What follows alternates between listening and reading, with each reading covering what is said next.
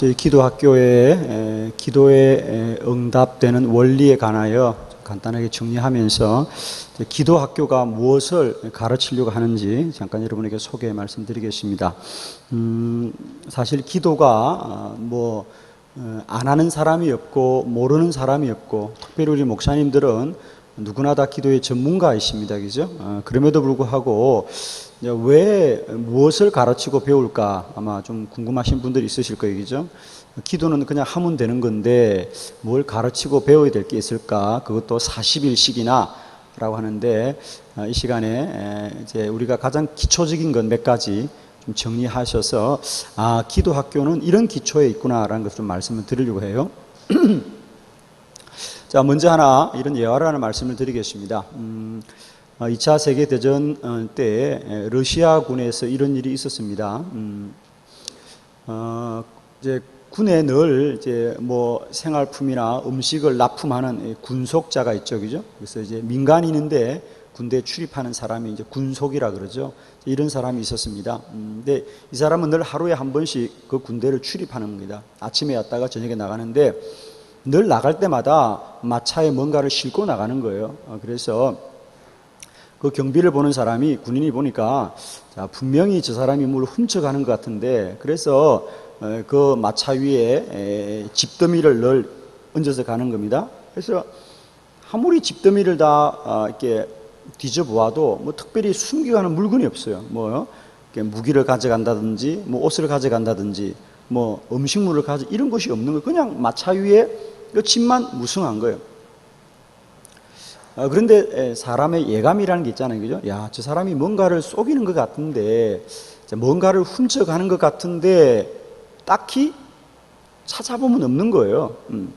그래서 늘 그 경비를 쓰던 군인은 뭔가 좀 쏘갔다는 느낌을 가졌지만은 그 사실을 확인할 길이 없었어요. 그래서 매일 그런 일이 반복되다가 전쟁이 끝났어요. 전쟁이 끝나고 이제 두 사람 다 민간인으로 돌아가서 어느 날 거리에서 만났습니다. 이제는 서로 군인도 아니고 그런 관계가 아니니까 얼마든지 자유롭게 말할 수 있지요. 그래서 그 군인이 그 군속에게 물었습니다. 지금은 다 지난 일이니까 그래도 내가 궁금함이 있어서 그러니 지금은 좀 솔직히 말해주라. 사실은 그때 당신이 매일 마차를 끌고 나갈 때마다 내가 뭔가를 마차에 숨기고 가는 것 같았는데 끝내 찾지 못했다. 근데 내 예감은 분명히 당신이 뭔가 가져간 것이다. 그러니 지금은 그때 뭘 가져간지 좀 얘기해달라. 내가 궁금했어. 아직도 그것을 떨쳐버리지 못한다 그랬습니다. 그러자 군속이었던 그 사람이 빙그레 웃으면서 그렇게 말하는 겁니다. 그때 제가 훔쳐갔던 것은 마차였습니다. 매일 마차를 한 대씩 훔쳐간 거예요. 비밀이 있는 거죠, 여러분, 그죠? 비밀이 있는 거예요.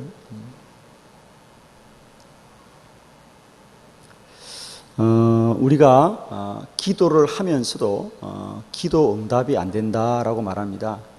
분명히 기도는 응답이 되는데 왜 안 될까? 그죠? 이제 우리에게 저는 다시 한국 교회가 분명히 성도들에게 기도는 반드시 응답된다고 가르칠 수 있는 분명한 우리의 고백을 가져야 됩니다. 신앙적 근거를 가져야 돼요. 저는 우선 우리가 주술, 무속, 비는 것, 이런 것들과 정말 우리가 예수님의 이름으로 구하는 이 기도가 어떻게 다른지를 좀 분명히 해야 돼요, 여러분. 우리가 마태복음 10장에 보면 눈먼 소경 두 사람이 예수님께 나와서 우리를 도와주세요, 우리를 불쌍히 여겨주세요 그래요. 전형적인 기도죠. 우리 불쌍히 여겨주세요, 우리 도와주세요, 우리 눈을 뜨게 해주세요, 우리 제발 불쌍히 여겨주세요 그럽니다. 그러자 그때 주님이 뭐라 그래요? 그 소경들에게 너희는 너희를 불쌍히 여겨달라고 말하지 말고 내가 정말로 너희들의 눈을 뜨게 할 수 있다고 믿느냐? 나를 믿느냐? 믿음이 있느냐? 이건 중요한 얘기예요. 그러니까 불쌍히 여겨주세요, 불쌍히 여겨주세요라고 하는 것과 주님이 그렇게 하지 말라는 거예요. 너희들을 불쌍히 여겨달라고 하는 너희들의 상태나 너희들의 간절함은 아무 소용이 없다. 중요한 건 내가 너희들의 눈을 뜨게 해줄 수 있는지 없는지, 그것이 중요한 것이다. 너는 믿느냐? 내가 너희 눈을 뜨게 할 수 있다고 믿느냐? 그걸 고백하라는 거예요. 그러자 그들이 예 믿습니다. 그러니까 너희들의 믿음대로 되어라 그러잖아요. 너희들의 소원대로 되는 것이 아니라, 너희들의 소원이 이루어지는 것이 아니라 믿음이 이루어지는 것이다. 이게 우리가 주술이나 무속이나 비는 것과 기도가 다른 가장 큰 갈림길입니다.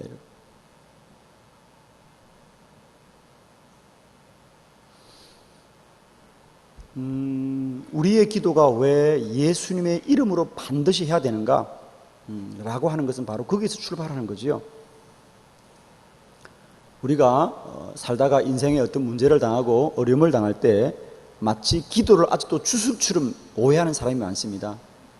내가 정성을 드리는 것이다. 내가 하나님 앞에 정성을 드리는 것이다. 내가 간절히 하는 것. 그러니까 지금도 많은 사람들이 기도가 답이 없으면 우리가 뭐라 그래요? 뭐 더 간절히 기도하세요. 더 진심으로 기도하세요. 뭐 겸손하게 기도하십시오. 그 다음에 또 뭐 간절히 기도하십시오. 제가 늘 하는 얘기입니다. 여러분, 도둑놈도요, 간절히 도둑질해야 되고요, 진실이 도둑질해야 되고요, 최선을 다해야 되고요, 외로운 거예요. 그 밤에 혼자 견디는 것도 여러분,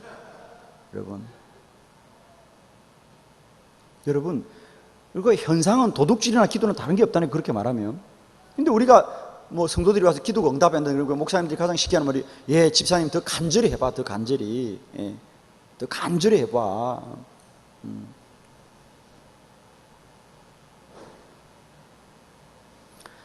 여러분, 우리가 학생들이 시험을 칩니다. 시험을 치면 선생님이 이제 문제지를 쭉 내어줍니다. 그죠? 문제지를 받아 들었습니다. 그럼 이 문제지에 문제만 있습니까? 이게 답도 있습니까? 예, 문제만 있다는 사람은 공부를 못한 사람이고, 답도 있다는 사람은 공부를 잘한 사람이죠. 다 경험적으로 답을 하더라고요. 그죠? 어떤 사람은 문제만 있대. 마치 문제만 있지, 문제만. 문제만 있는 사람은 끝까지 문제만 있습니다. 그러나 그 문제가 쫙 읽어보고 답이 보이는 사람도 있거든요. 누구나 시험은 간절히 치지요, 진실이 치지요, 최선을 다하지요. 여러분, 진실이 최선을 간절히 친다고, 여러분 물론 간절하게 치니까 얼마나 간절했으면 컨닝을 하겠어요, 그죠? 그 최선을 다하는 거예요, 여러분. 그 아이들 탓하지 마세요. 얼마나 최선을 다했으면 컨닝을 하겠어. 여러분, 아무리 공부 못한 사람도요, 컨닝을 할 만큼 시험은 다 잘 치고 싶은 거예요, 여러분. 누가 진실되게 나는 공부 안 했으니까 빵점 맞아야지, 그런 사람 아무도 없어요. 공부는 안 해도 점수는 100점 맞고 싶은 게 사람이에요. 그러나 시험을 간절히 친다고, 진실하게 친다고, 최선을 다한다고 점수를 맞나요? 아니에요. 실력이 있어야 돼요, 여러분. 기도도 마찬가지예요. 기도는 이제 우리가 그런 초등학교적 수준을 벗어나야 돼요. 기도를 뭐 간절히 해보세요, 뭐 진실히 해보세요, 최선을 다해보세요. 도둑놈도 그렇게 도둑질 한다니까. 그게 답이 아닙니다, 여러분. 물론 목사님들이 꽤 근사하게 답을 하는 것 같지만은 그게 답이 아니에요. 이제는 우리에게 이런 영적인 실력이 있어야 된다는 거예요. 영역이 있어야 된다. 저는 그것을 우리가 기도의 실력, 믿음의 실력이라고 말하는 것이고, 기도 학교가 필요한 대목은 바로 여기 있다는 거예요. 이제 우리 성도들에게는 우리가 막연하게 기도를 열심히 하세요, 최선을 다하세요, 진실하게 하세요 라고 하는 이런 태도에 대한 얘기만 하지 말고, 이제는 우리가 답을 찾을 수 있도록 실력을 키워야 된다는 거예요. 실력.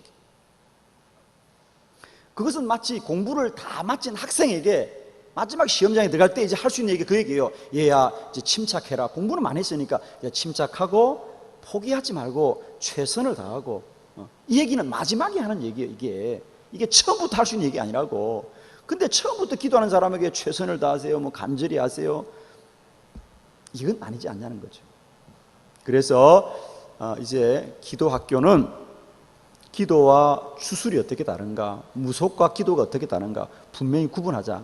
그래서 우리가 세상 사람들이 똑같은 문제를 가지고도 주님 앞에 가서 기도하는 사람과 나무나 돌 앞에 가서 비는 사람이 다르다는 것을 분명히 말해야 된다는 거죠. 뭐가 다릅니까? 그렇습니다. 우리의 태도는 기도하는 사람이나 비는 사람이 똑같습니다, 여러분. 그 간절한 마음, 그 안타까운 마음, 그건 누구나 똑같아요. 문제는 기도자가 다른 게 아니에요. 기도를 응답하시는 하나님이 다르다는 사실이죠. 여러분, 그 돌이나 나무가 언제 그들한테 너는 내게 와 비르라 내가 응답하리라 약속한 적이 있냐고, 그 나무들이. 그 나무들이 한 건요, 그게 오래 살은 것밖에 아무것도 한 게 없어요, 여러분. 거기서 100년 됐다 200년 됐다 이거밖에 없어요, 그 나무가 할 수 있는 것은. 아니, 어느 동네 나무, 선앙당 나무가 그 동네 사람들한테 일찍이 약속했습니까? 너희들은 내게 부르짖으라 내가 내게 응답하겠고 내가 알지 못하는 크고 엄밀한 일을 내게 보이리라. 언제 약속한 적이 있어요? 그들은 아무 말 한 적이 없어요. 괜히 사람들이 가서 그러는 거예요, 그냥. 그게 비는 거예요. 비는 것과 기도의 차이는 약속이 있냐 없냐의 차이라는 거죠. 비는 것은 사람이 만든 거예요. 살다가 인생에 힘들고 어려운 일을 당하니까 비를 보는 거예요. 그건 사람이 만든 거예요. 그러나 기도는 하나님이 약속하신 겁니다. 너는 내게 부르짖으라 내가 내게 응답하겠고 내가 알지 못하는 크고 엄밀한 일을 내게 보이리라.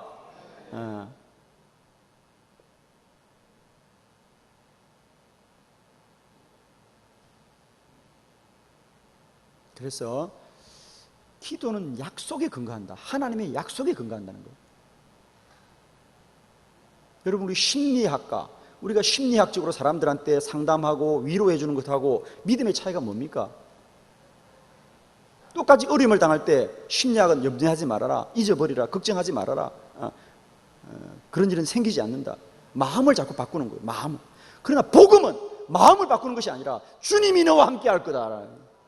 약속을 말하는 거예요. 약속. 문제가 생길 것이다. 그러나 그 문제가 능치 못함이 없다고 말하는 거거든요.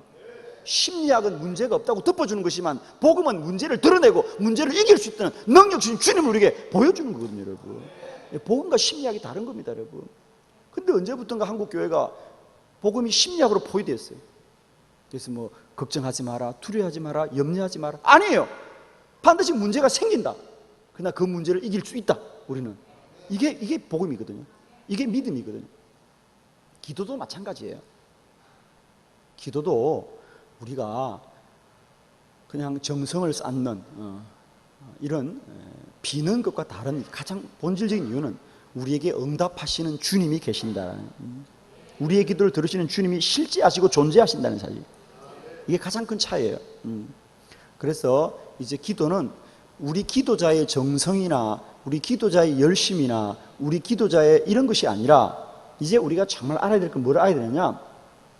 우리들에게 기도를 약속하셨고 우리들의 기도를 오늘도 들으시고 또 오늘도 우리 기도를 응답하시는 그 하나님이 우리에게 어떤 분인가를 이제 알아야 된다는 사실은 그걸 가르치자는 거죠.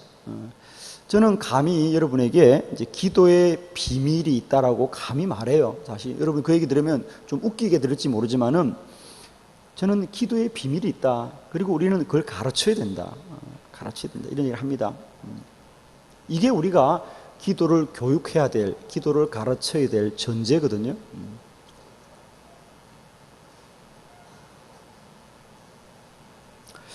자, 지금까지 많은 성도들이 마치 그 경비병이 그 마차 위에 있는 것, 마차에, 그러니까 저 사람이 뭔가를 훔쳐가면 마차에 뭘 싣고 갈 거다. 그러니까 그 경비병은 자꾸 마차에 뭔가 실은 것들을 찾는데 그 군속은 사실은 그 집더미는 위장이에요. 일부러 그걸 실어가는 거예요. 사람의 시선을 끌기 위해서. 아마 그 마차 위에 아무것도 없다면 경비병은 처음부터 저게 마차를 훔쳐간다고 알았을 거예요. 근데 그 경비병을 속이려고 마차에다가 집더미를 가득 실으니까 마치 그 집더미에 뭔가 숨겨져 있을 것 같은 생각이 드니까 그 집더미에 있는 걸 찾으니까 없는 거예요. 실상 마차를 훔쳐가고 있는데 말입니다. 똑같은 사물을 보더라도 초점이 어디 있느냐, 초점이 어디 있느냐, 이게 중요한 거거든요. 기도 응답도 마찬가지입니다. 저는 사람들이 기도가 응답이 안 된다는 얘기에 100% 답할 수 있어요. 100% 답. 왜 오늘날 성도들이 기도를 못하느냐? 여러분, 뭐 그들이 피곤하고 바쁘고 이거 다 거짓말이에요. 여러분, 그거 쏘고면 안 돼요. 그들이 차마 목사님들 앞에서 목사님 기도가 응답이 안 돼요, 그 말을 차마 못해서 그렇지, 기도가 응답이 되면 왜 기도 안 하겠습니까? 여러분? 기도가 차마 응답이 안 된다는 말을 차마 못해서 그런 것이지. 바쁘고 피곤한 건 다 핑계예요. 여러분, 교회 돌아가셔서요, 오늘 저녁에 강대상에다가 10,000원짜리를 쫙 뿌려 놓으세요. 그리고 강구하세요. 내일 새벽에 다 와서 원하는 대로 10,000원짜리 가져가라 그러면 피곤하고 바쁜 사람이 안 오는가 안 보세요. 정말이에요, 여러분. 허리가 아픈 사람이 나오나 안 나오나 보세요, 여러분. 새벽 2시에 출근해서 피곤한 사람이 안 오나 보십시오, 여러분. 밤을 새고도 달려올 겁니다. 목사님들이 절대로 10초만 왔다가, 그런데 10초 왔다가 사람이 있을 겁니까? 목사님 1초만 더요, 1초만 더요, 그러고 더 많이 죽어가지. 분명한 거거든요, 여러분. 기도를 안 하는 것은 피곤하고 바쁘고 뭐 믿음이 없긴 뭐 믿음이 없어. 믿음 다 있어요. 왜 못하느냐? 정말로 기도가 응답되는 것을 모르기 때문에. 그 사람이 정말 10,000원짜리를 줬듯이, 강대상에 눈에 보이는 10,000원짜리를 주어가듯이 기도가 날마다 때마다 천국을 여는 열쇠라는 것이 믿어진다면 왜 기도 안 하겠습니까, 여러분? 우리가 오해를 하면 안 돼요. 목사님들은 자꾸만 우리 교인들이 피곤하구나, 바쁘구나, 그래서 기도를 못하는구나. 아니에요. 정말로 기도가 응답이 된다는 이 놀라운 사실을 믿지 못하는 거죠. 성도들은 사실 믿지 못해요. 저는 이 기도학교 사역을 통하여 많은 교회와 성도들이 기도의 시간이 늘어나는 것을 우리는 경험하고 있습니다. 새벽 기도가 안 모이던 교회가 새벽 기도가 모이고, 기도가 안 되던 사람들이 기도하는. 저는 이렇게 말합니다. 응답이 안 되는 기도는요, 30분을 하는 것도 힘이 듭니다. 그러나 응답이 되는 기도는요, 3시간을 기도하고도 기도를 멈추는 것이 어렵다는 거죠. 왜? 기도가 응답이 되니까. 어떻게 그것들 멈출 수가 있습니까, 여러분? 그러니까 응답이 안 되는 사람에게는요, 1시간이 얼마나 지루한지 몰라요. 여러분 해보시면 아시겠지만, 내가 허공에 외치는 기도는 1시간이 정말 힘들어요. 그러나 내가 기도하는 순간순간마다 하나님의 음성이 들려지고 주님과의 깊은 교제가 이루어진다면 1시간이 아니라 2시간이 아니라 3시간이 아니라 어떻게 시간이 흐르는지를 모르거든요, 여러분. 그죠? 그렇습니다, 여러분.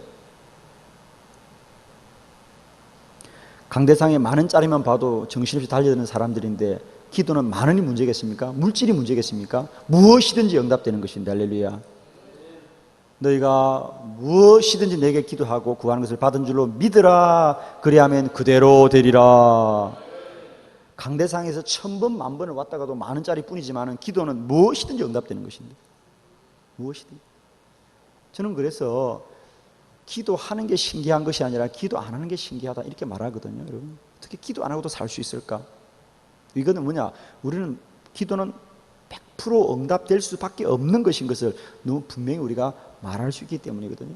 그러면 저는 이제 한국 교회에 말하고 싶은 건 이런 거예요. 이제는 더 이상 우리가 마차에 실려 있는 것을 찾지 말고 그 마차 자체를 볼 수 있는 영적인 안목을 가져야 된다는 거죠. 이게 중요합니다. 이제 포커스를 바꿔야 돼요. 사람들이 왜 기도의 응답을 받지 못하느냐 하면, 우리는 기도하면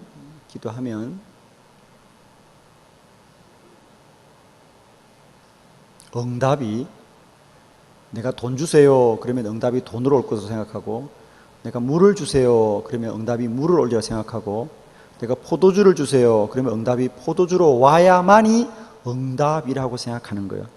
그러니까 응답이 없는 거예요. 다시 말합니다.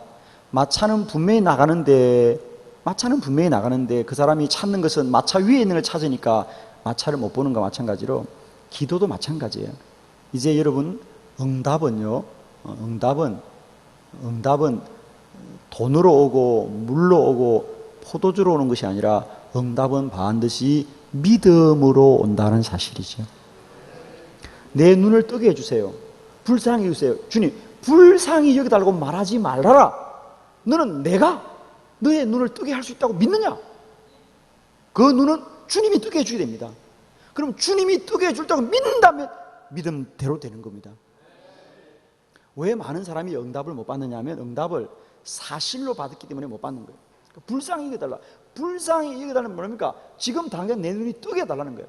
그러나 주님은 아니다. 너의 눈은 네가 뜨는 것이 아니라 내가 뜨게 해줘야 된다. 그러면 나를 믿어야만 너의 눈이 뜨지 않겠느냐? 그럼 네가 나를 믿느냐? 믿음이 있느냐? 믿음대로 되어라는 거죠.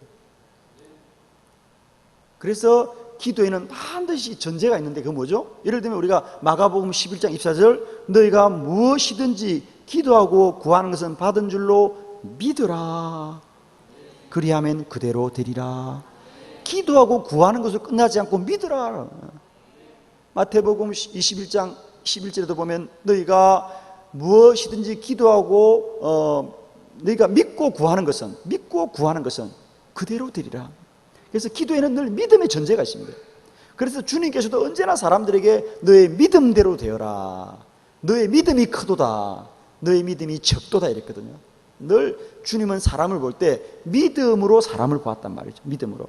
그래서 저는 이 기도 학교를 통하여 이제 기도의 응답이라고 하는 것은 기도의 응답이라는 것은 사실로 임하는 것이 아니다. 사실로 임하는 것이 아니라 그것은 믿음으로 임하는 것이다.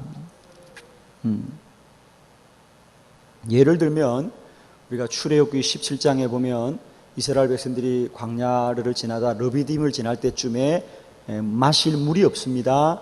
마실 물이 없어서 이스라엘 백성들이 원망하고 불평하니까 모세가 하나님께 기도합니다. 하나님, 물이 떨어졌습니다. 마실 물이 없습니다. 물 주세요. 물 주세요. 그럽니다. 물 주세요. 물 주세요 하자 하나님이 그래 모세야 너희들의 목이 마르겠구나. 물이 여기 있다 라고 말하지 않았어요.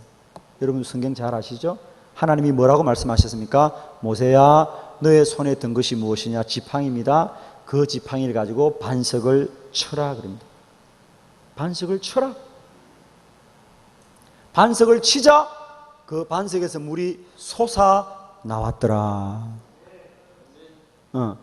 자, 우리는 물을 주세요 기도하면 하나님이 물이 여기 있다. 우리는 물만 쳐다보는 거예요. 물만. 그런데 이제 저는 말하고 싶어요. 이제 우리는 기도하면 물을 바라보아야 되는 것이 아니라 주님의 음성을 들어야 된다. 주님의 말씀을 들어야 된다. 그게 응답이에요. 그게 응답이에요. 관점을 바꾸라고 제가 말씀드리잖아요. 관점을 바꾸라. 옮겨라고 하는 관점을 이제는. 왜 우리가 기도를 응답 못 받느냐? 우리는 자꾸 기도가 사실은 좀 그래요. 우리가 주여 교회를 부흥시켜 주시옵소서. 교회를 부흥시켜 주시옵소서. 그러니까 우리는 주여 기도했습니다. 교회를 부흥시켜 달라고 교회를 부흥시켜 기도하면 우리는 그냥 어느 날 갑자기 교회가 자연스럽게 갑자기 기적적으로 부흥되리라고 생각합니다. 아닙니다. 기도가 부흥되기 위해서는 반드시 하나님이 우리와 교회들에게 하시는 말씀이 분명히 있을 거예요. 근데 그걸 안 하고 우리는 자꾸 부흥만 갖다 주라는 거예요. 여러분 이 부분을 꼭 정리하십시오. 너는 내게 부르짖으라. 너는 내게 부르짖으라. 저는 이것을 1차원이라 그래요. 너는 내게 부르짖으라. 너는 부르짖으라. 내가 내게 응답하겠고, 이걸 2차원이라고 하죠. 내가 부르짖으면, 내가 기도하면 반드시 하나님 우리에게 말씀하십니다. 응답합니다. 내가 내게 응답하겠다.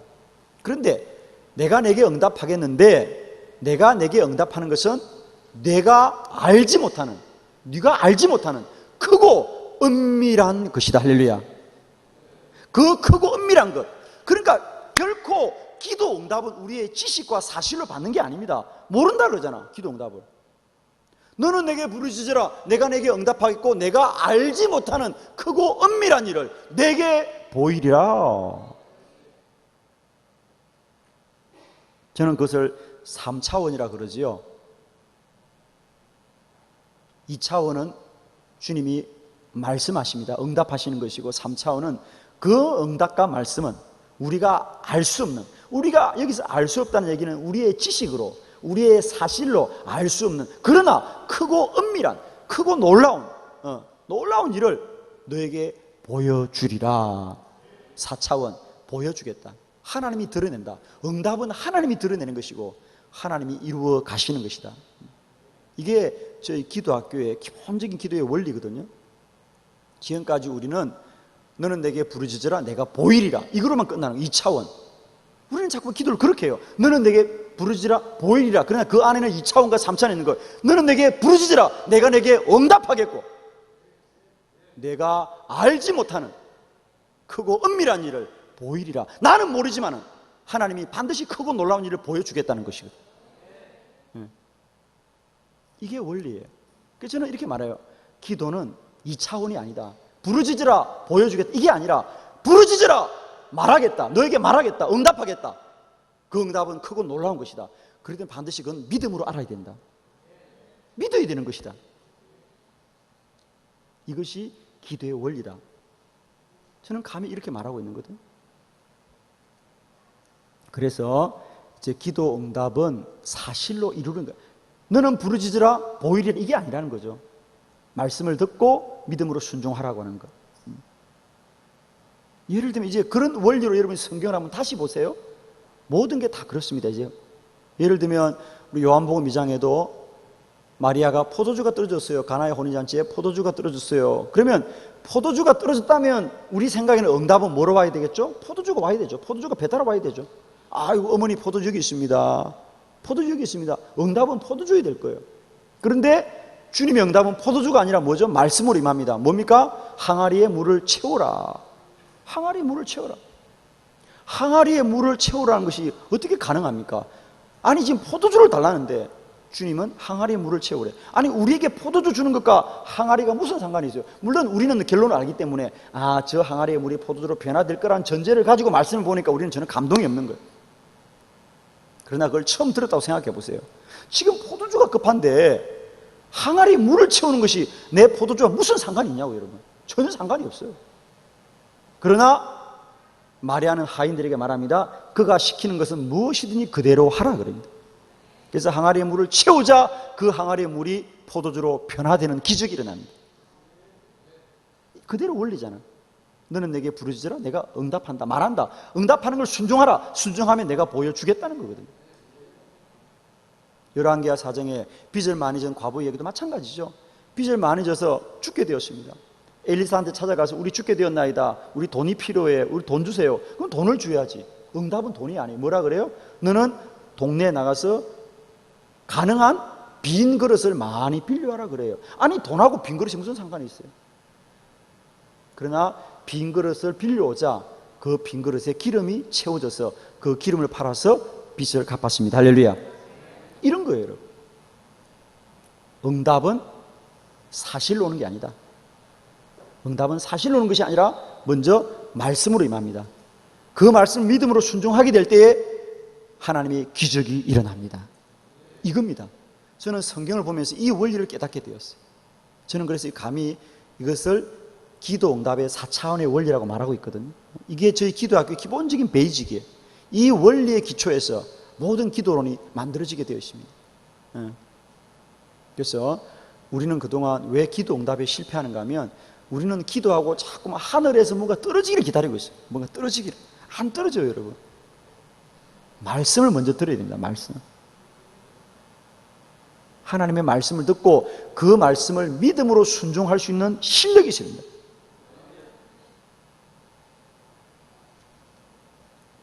뭐 예를 들면 이제 저의 체험은 저는 이제 그런 체험을 많이 얘기할 수 있죠. 자, 예를 들면 이런 거예요. 지난 6월 달에 저희들이 안성 사랑의 교회 수양관에서 우리 전국 목회자 초청 기도학교 세미나를 했습니다. 한 500명 모여서 세미나 했는데 저희들이 그걸 뭐 아주 오래 전부터 준비했죠. 그러니까 저로서는 얼마나 이제 제가 집회를 다 혼자 처음까지 해야 되니까 부담스럽죠. 부담스럽고 또 교파가 다른 목사님들이 정말 다양한 목사님이 오시는데 거기에는 뭐 다양한 목사님들이 오시는데 그분들 어떻게 2박 3일 동안 내 집회를 인도할까 참 저에게는 너무너무 조심스럽고 그런 집회가 처음이니까요. 저는 지금까지 목회하면서 제 스스로도 한 번도 그 흔한 안성의 사랑의 수양관을 제가 가본 적이 없었어요. 저는 그냥 강사로 처음 가봤어요. 거기를. 그만큼 제가 그런 모임에 가본 적도 없고 제가 이렇게 수강시간 앉아본 적도 없는 저였어요. 제가. 그냥 저는 제 교회 목회만 하는 사람이라 그런 집회에 참석해 본 적도 없는 제가 강사로 간다는 것도 너무 어려운 일이고 또 저희 교회가 그걸 무료로 다 생겼거든요. 다 진행해야 되니까 우리 교회에서 한 50명의 진행 요원이 갔습니다. 그래서 잠자리부터 숙소, 뭐 음식 모든 걸 다 섬기니까 하여튼 너무너무 힘들더라고요. 그래서 제가 얼마나 마음이 부담이 된지 몰라요. 그렇지만 시간은 자꾸 가는 것이고요. 저는 매주 집회를 다니니까 내가 마음 먹고 그 집회를 해서 뭔가 집중적으로 기도할 시간도 없는 거예요. 매주 집회를 나가니까. 그렇지만 이제 사전 등록한 사람은 700명 되는 거예요. 그러니까 부담이 더 커지는 거예요. 시간은 자꾸 가는데 내가 뭘 할 수가 없어요. 왜? 매주 집회를 나가야 되니까. 집회는 또 매주 나가니까.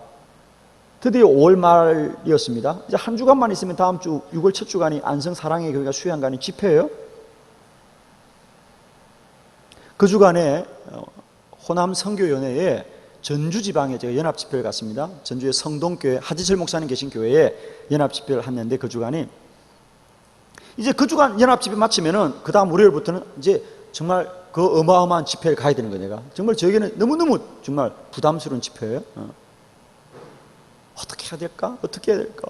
수없이 물음을 던지고 기도했지만 답이 없는 거 어떻게 해야 되지? 내가 뭘 준비해야 되지? 정말 마음만 이렇게 너무 부담만 되는 거예요. 어떻게 해야 될까? 어떻게 해야 될까? 그러다가 그 전주에서 집회하는 동안에 계속 기도하는 거예요. 혼자서 계속 기도하고 낮에도 숙소에서 기도하고 호텔에서 기도합니다. 하나님 어떻게 해야 돼요? 주님 내가 뭘 준비해야 돼요? 내가 어떻게 해야 되겠습니까? 주님.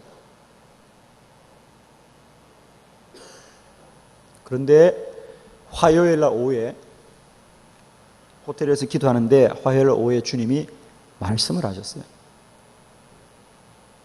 그러니까 저는 늘 기도할 때 하나님의 음성을 기대하지요. 하나님의 음성을 기대합니다. 주님 내가 어떻게 해야 돼요? 내가 그 집회를 어떻게 섬겨야 돼요? 나는 한 번도 가본 적도 없어요. 거기 어떻게 해야 돼요? 주님 어떤 식으로 해야 될지 어떻게 인도해야 될지 내가 성도들의 집회는 많이 해봤지만 그렇게 많은 목사님들을 모시고 집회를 처음 해봤잖아요. 여러분 어떻게 해야 되지 내가? 그것도 나 혼자서 새벽부터 밤까지 혼자 다 해야 되는데 어떻게 해야 될까? 어떻게 해야 되지 내가? 하여튼 감이 안 잡히는 한 번도 감이 안 잡히는 거예요. 그러고 있는데 그날 주께서 말씀하셨어요. 너는 아직도 어떻게 될지 모르겠냐? 모르겠어요 주님. 정말 주의 말씀이 들려왔어요. 너는 아직도 어떻게 될지 모르겠냐? 모르겠어요 주님. 말씀해 주세요. 주님이 나는 이미 너에게 말했다는 거예요. 종아 나는 이미 너에게 말했다는 거예요. 주님 언제 말씀하셨습니까? 난 말했다는 거예요. 주님 언제 말씀하셨습니까? 그날이 화요일이었는데 내가 주일 밤부터 그 전주에 왔는데 그 주일 낮에 주께서 말씀하셨다는 거예요. 주여 주께서 언제 나에게 말씀하셨습니까? 종아 내가 주일 낮에 내게 말하지 않았냐는 거예요. 예? 주일 낮에요? 그때까지 내가 하나님과 대화가 이어지는 거 주일 낮에요? 그런데 순간 제 머릿속에 정말 벼락같이 스치는 것이 확 있는 거예요. 뭐냐? 그 주일날 제가 저희 교회에서 했던 설교였어요. 그 주일날 저희 교회 설교 제목이 뭐냐? 금식 기도의 능력이었어요. 금식 기도의 능력. 이게 제목이었어요. 에스더의 죽으면 죽으리라. 그 기도를 가지고 제가 말씀을 전했거든요. 금식 기도의 능력. 그게 확 스치는 거예요. 내가 이미 너에게 말하지 않냐는 거예요. 금식 기도의 능력을. 금식 기도의 능력을. 너는 아무것도 하지 말아라. 너는 거기서 뭘 하려고 하지 말아라. 너는 다만 3일 동안 금식해라 그러는 거예요. 너는 3일 동안 금식만 해라. 내가 일하겠다 그러시는 거예요. 와, 그때 얼마나 뛸 듯이 기쁘던지요. 아멘. 아멘. 그때 정말 내 마음속에 지난 서너 달 동안 내 머리를 무겁게 붙들고 있던 그 부담감, 영적인 부담감이 정말 너무너무 편안해진 거죠. 너는 아무 뭘 하지 마. 뭘 하려고 하지 말고 다만 내 앞에 3일을 네가 금식해라. 저는 처음 생각해 본 거예요. 아, 네가 기도를 가르치려고 그러지 말고 네가 먼저 기도자로 서라. 네가 기도자로 서라. 그럼 내가 역사하리라. 내가 일하리라. 그러시는 거예요. 그런데 거기서 할렐루야 얼마나 기쁘던지. 저는요 이때까지 살아오면서 솔직히 말하면요 저는 주일날 목사가 설교하는 것은 다 교인들 들으라고 하는 설교인 줄 알았어요. 근데 내가 목회 25년하고 철들었습니다. 아, 목사도 들어야 되는 말이구나. 교인들한테 하는 말이 아니라 목사도 들어야 되는 말이구나, 그게. 그때 제가 정말 목회 25년 만에 처음 깨달았어요. 아, 주일날 주께서 강단에 선포하는 말씀은 목사가 교인들한테 주는 훈계가 아니라 하나님의 말씀이구나. 그 말씀은 나도 무릎 꿇어야 되는구나. 그리고 내가 돌아보니까요, 너무너무 웃긴 거 있죠. 너무 왜 웃기냐면,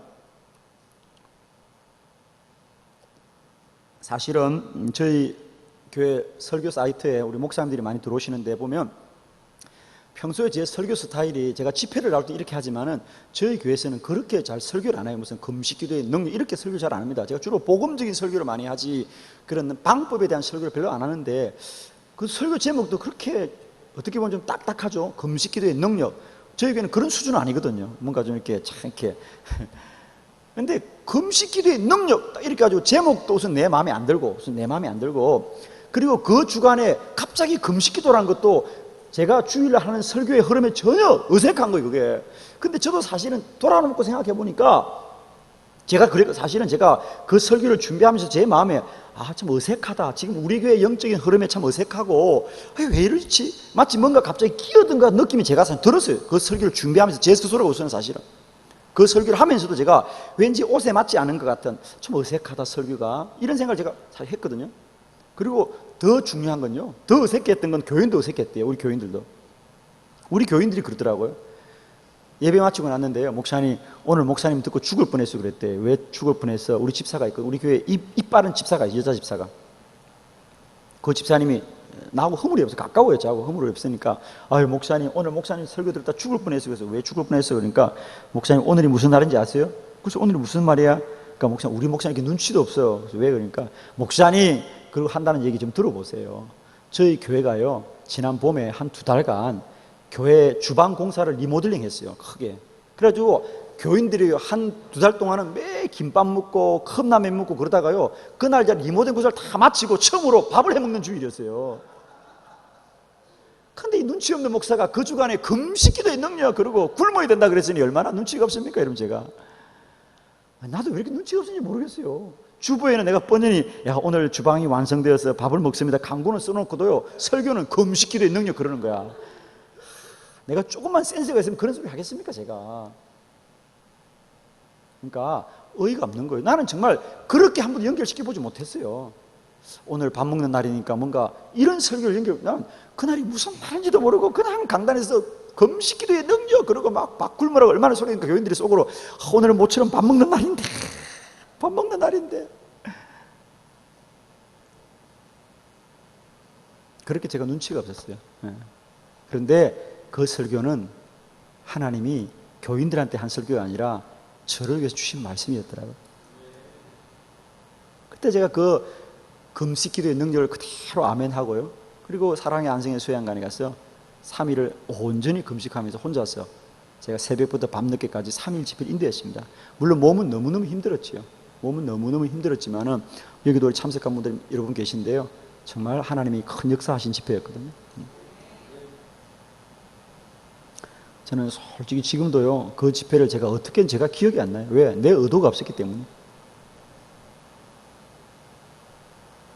아마 이튿날 오전부터 성령이 아주 강하게 역사하셨어요. 이튿날 오전부터 성령이 아주 강하게 역사하셨어요. 하여튼 목사님들이 울음받다가, 하여튼 제가 마치고 나중에 얘기 들었어요. 어떤 목사님은 3일 내내 우셨대요. 그냥 통곡하다 돌아가셨고, 뭐 어떤 분들은 그냥 이튿날 오전 되니까요, 목사님들이 막 강대상 뛰어 올라오시더라고요. 막 뛰어 올라오셔가지고 그냥 이 강대상에 그냥 쓰러지고 기도하고 난리가 났어요. 그냥 목사님들이 갑자기 뛰어 올라오는 거예요. 이 강대상으로 부르짖고 외치고 통회하고, 어떤 분들은 너무 그 통회하고 애통함이 너무 막 힘드니까 앞에 쓰러져 있겠어요. 막 쓰러져가지고. 저는 이때까지 집회하면서 진짜 옛날에 성령 역사 그렇다는 말만 들었지요. 정말 목사님들 사모님들이 앞에 막 쓰러져가지고 정말 그 애통함을 감당할 수 없었어요. 그죠? 그 애통함이 감당이 안 되니까 말씀을 아멘 듣는 이런 말도 안 돼요. 그냥 막 앞에 쓰러지셔서. 그런 강한 성령의 역사, 정말 강력한 성령의 역사, 그건 제가 어떤 재주나 기교를 가지고 집회하는, 그건 비교할 수도 없는, 정말 전적으로 하나님의 큰 역사하심이 그러나 우리 모임 중에 불같이 임했다는 것을 너무도 분명히 경험했는데 그건 다른 것이 아닙니다. 하나님의 음성이 들려올 때 믿음으로 순종할 때 역사하시는 겁니다. 물론 저도 그것을 순종하기 쉽지 않았어요. 내가 밥을 안 먹고 집회를 한다는 것이 가능할까? 내가 3일 동안 음식을 안 먹고 내가 밥을 먹고 해도 힘이 부족할 판인데 혼자서. 그러나 참 놀라운 것은요, 내가 3일 금식하면서도 너무도 기쁘게 그 사역을 잘 감당하면서 경험하면서 역시 우리는 기도하면서 주여 그 집회가 충만하게 해달라고 기도하면 어느 날 갑자기 하나님이 충만하게 생각하는데 반드시 하나님은 그 전에 우리에게 말씀하시고 우리가 그 말씀을 듣고 믿음으로 순종하기를 늘 요구하고 있다는 사실이에요. 그래서 우리가 그 말씀대로 순종하게 될 때 반드시 기적이 일어나는 것입니다. 그렇죠? 기적이 일어납니다.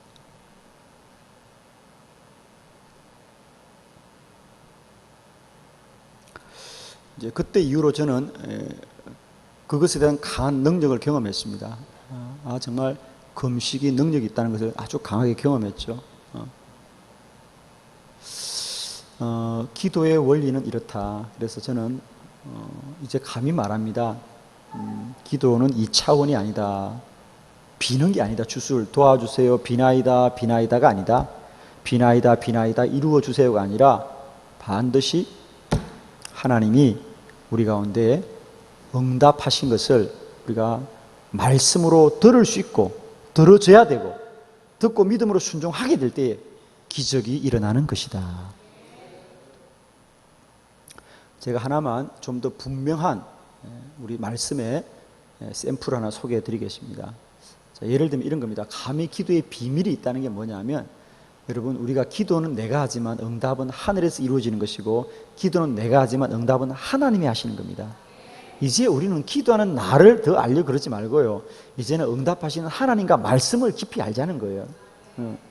그동안 우리들의 기도로는 주로 우리의 중심이에요. 우리가 어떻게 기도하느냐.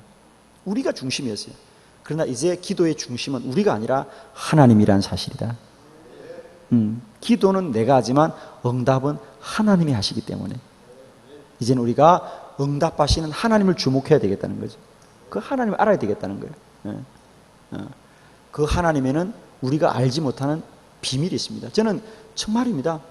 이 예레미야 우리가 33장 참 그 33장 3절에 있는 것처럼 너는 내게 부르짖으라 내가 내게 응답하겠고 내가 알지 못하는 크고 은밀한 일을 내게 보이리라.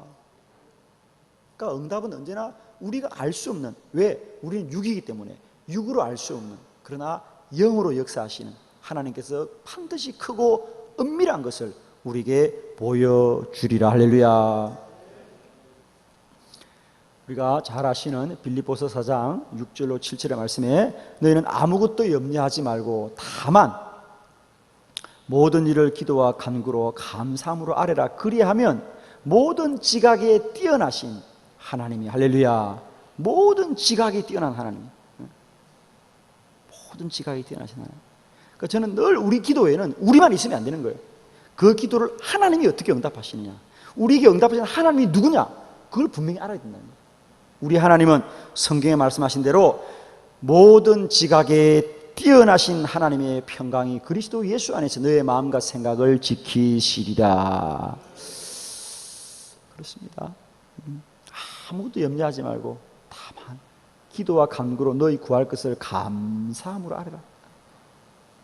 그리하면 모든 지각에 뛰어나신 우리 하나님께서 우리의 마음과 뜻을 온전히 지켜주신다는 겁니다. 자, 예를 하나 말씀드리겠습니다. 사무엘상 9장에 보면 여러분이 잘 아시는 말씀인데 무슨 말씀이냐면 사울이 하루 종일 나귀를 찾다가 나귀를 찾을 수가 없습니다. 해가 져갑니다. 나귀를 찾을 수가 없어서 선지자 사무엘을 만나러 갑니다. 물론 그의 시종의 제안이었습니다. 그 시종의 주인이여, 우리가 이대로 집에 돌아갈 수가 없습니다. 저 건넌 마을에 하나님의 사람 선지자 엘리사가 있습니다. 그 엘리사를 한번 만나봅시다. 그 사람이면 우리 나귀가 어디 있는지 알 것입니다. 그래서 사울은 잃어버린 나귀를 찾겠다는 생각으로 선지자 사무엘을 만나러 갑니다. 그런데 기가 막힌 얘기는 그 사울이 선지자 사무엘을 만나러 갈 때에 그 사무엘상 9장 15절에 보면 성경은 뭐라 그러냐면 사울이 사무엘을 만나러 오기 하루 전에 이미 여호와께서, 여러분 한번 성경을 찾아보실래요? 자, 사무엘상 9장입니다. 15절을 보시면요. 사무엘상 9장 15절. 사울이 오기 전날에 여호와께서 사무엘에게 알게 하여 이르시되 내일 이맘때 내가 베냐민 땅에 한 사람을 내게로 보내리니 너는 그에게 기름을 부어 내 백성 이스라엘의 지도자로 삼으라. 그가 내 백성을 블레셋 사람들의 손에서 구원하리라. 내 백성의 부르짐이 내게 상달되었으므로 내가 그들을 돌보았노라 하셨더니. 할렐루야. 저는 이것을 감히 기도의 비밀이다, 기도의 비밀이다.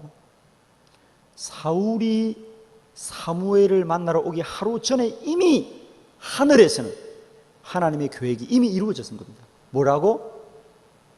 내가 내일 사울을 너에게 보내겠다. 그러니까 사무엘에게 하나님이 하시는 말씀입니다. 내가 내일 사울을 너에게 보내겠다. 그러면 너는 그 사울에게 기름을 부어서 이 나라의 왕으로 세워라. 기도의 비밀이 있다. 기도의 비밀이 있다. 여러분은 여러분의 뜻과 생각으로 기도하지만 여러분 위에도 언제나 하늘에 이런 비밀이 있는 줄로 믿습니다.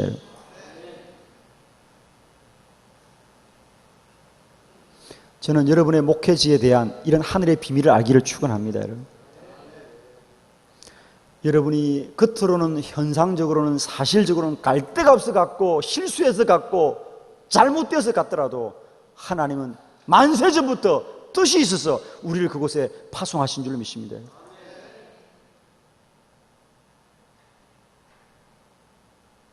왜 모든 일은 하나님을 사랑하는 자들, 곧 그 뜻대로 부르심을 받은 자들은 모든 일이 협력하여 선을 이룬다고 성도들에게는 말하고 사람들에게는 말하면서 왜 나의 목회에는 그 말씀이 이루어지지 않는 거죠, 여러분? 그 말이 안 돼요. 성도들에게는 하나님을 사랑하는 자들, 그 뜻대로 부르심을 받은 자들은 모든 일이 협력하여 선을 이룬다고 로마서 8장 28절 말씀을 그렇게 급없이 선포하면서 왜 여러분은 예외입니까? 내가 선 자리는 억울한 자리고, 내가 선 자리는 잘못 온 자리고, 내가 선 자리는 오고 갈 데 없어 온 자리고. 물론 여러분은 그렇게 갔어요. 사울은 나귀를 찾다가 못 찾아서 사무엘을 만나러 갔지만 하나님은 사울을 사무에게 보내셨다. 할렐루야. 보내셨어요.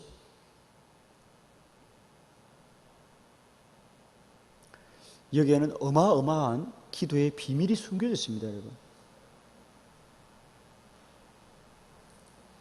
어떤 비밀들이 있느냐? 첫 번째, 기도를 누가 하느냐? 기도를 누가 하느냐? 기도의 주체에 대한 비밀이 있다고 저는 말하고 있거든요. 기도의 주체의 비밀이 있다. 자, 오늘 사무엘을 만나러 간 것은 사울이 갔습니다. 그죠? 우리는 그렇게 말합니다. 사울이 사무엘 만나러 갔습니다. 그렇습니다. 사울이 그의 시종의 이야기를 듣고 사울이 가기로 마음먹었어요. 사울이 가기로 결정해서 갔습니다. 그러나 그럼에도 불구하고 성경은 뭐라 그래요? 사울이 오기 전날에 하나님이 이미 말씀하셨습니다. 내가 내일 사울을 너에게 보내리라. 그럼 사울이 사무엘에게 갔습니까? 하나님이 사울을 보냈습니까?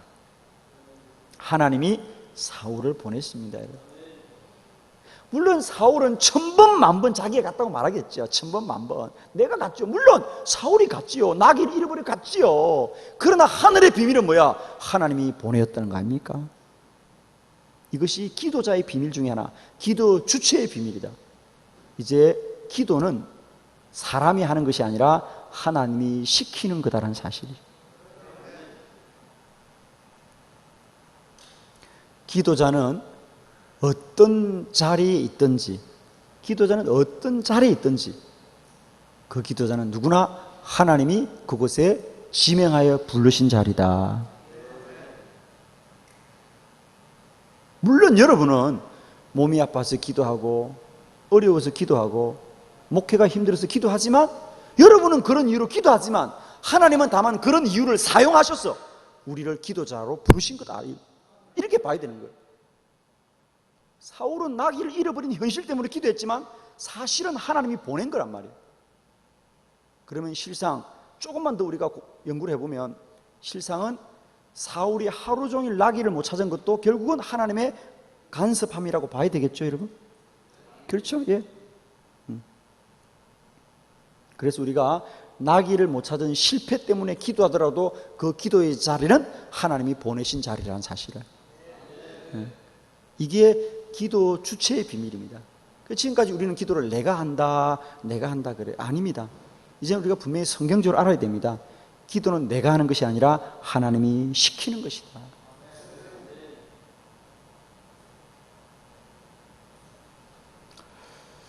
이제 저는 우리에게 정말 바람결에 스쳐가는 마음이라도 기도하고 싶은 마음이 생긴다면 그것은 하나님이 주시는 마음이고 하나님이 명하신 자리다.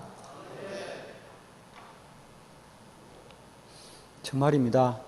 정말 바람결에 스치는 마음이라도 내가 기도해야 될 것 같다, 내가 이제는 좀 기도해야지, 이제 기도해야 될 것 같다라는 마음이 든다면 그건 하나님이 우리 가운데 시키는 일이라 생각하죠.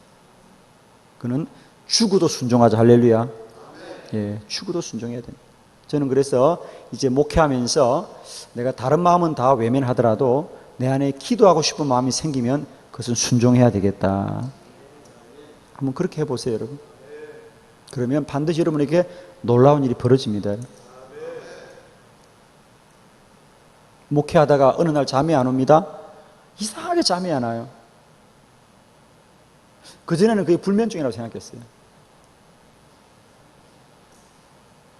이상하게 잠이 안 와서 뒤척이다가 안 되겠다, 기도하러 올라가야 되겠다. 그리고 제단에 올라가 보면 반드시 내가 지금 기도 안 하면 큰일 날 뻔했다는 깨달음이 반드시 있습니다.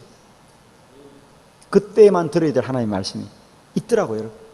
그때 들어야 될 말씀이 있더라고요.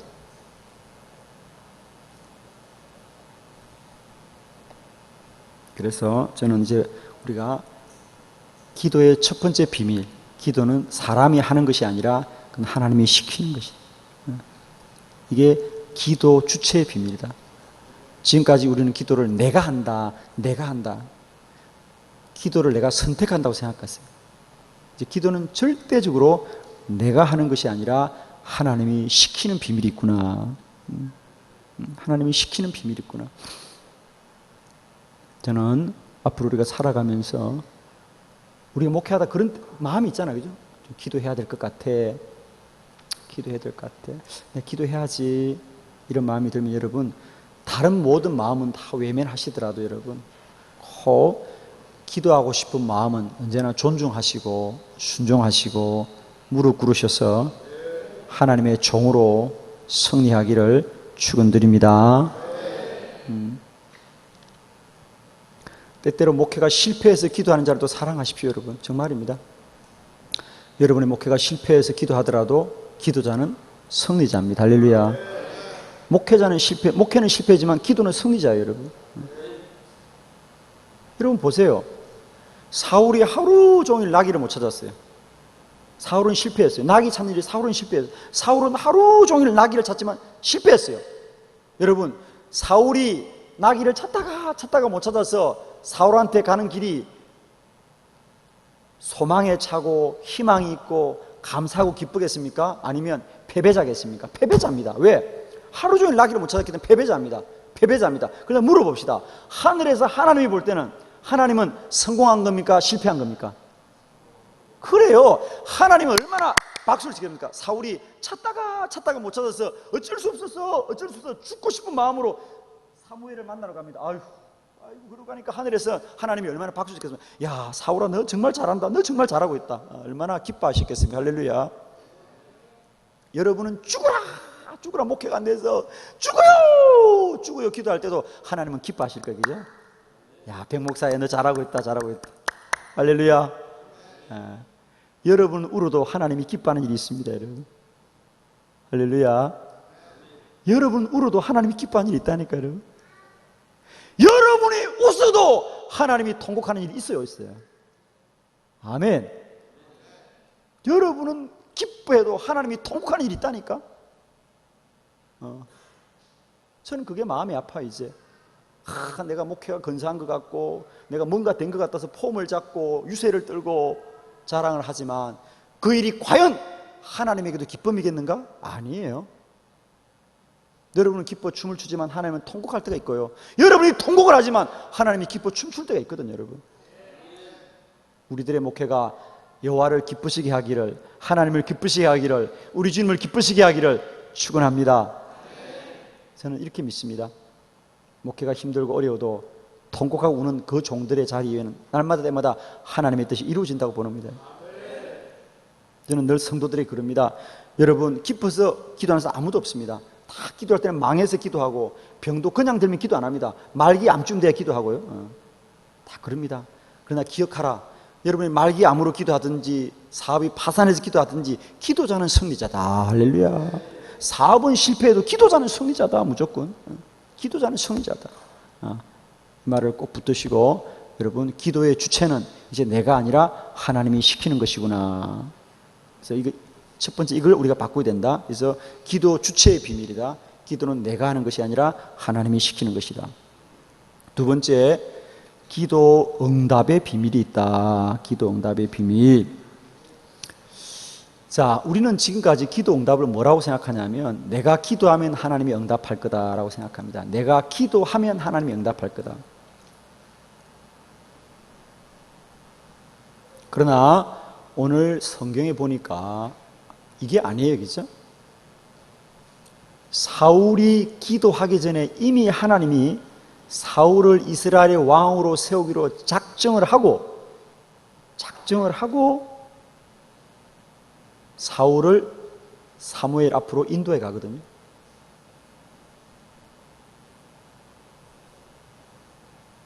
많은 사람들이 지금까지 기도는 내가 기도하면 응답이 있다라고 생각하는데, 이제는 반대로 응답이 있기 때문에 하나님이 우리에게 기도의 자리로 부르고 있다는 사실을 깨달아야 되겠다는 거예요.